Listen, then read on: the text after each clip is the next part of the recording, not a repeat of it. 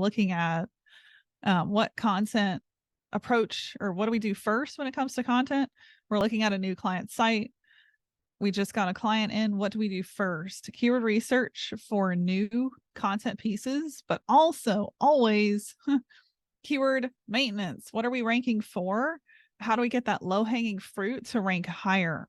That is arguably one of the most important parts, is that low-hanging fruit. And that's where SEMrush, AHREFS, all those tools, right? We can sort in SEMrush by position, grab the pieces that are ranking at the top, ask ourselves, do these keywords relate to the buyer? Because that's really important. Don't want to optimize for keywords that don't. And then go from there, make that content better, optimize it deeper. Sometimes that's all it takes.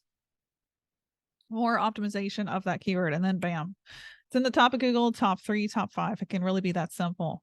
And you can use content at scale to do that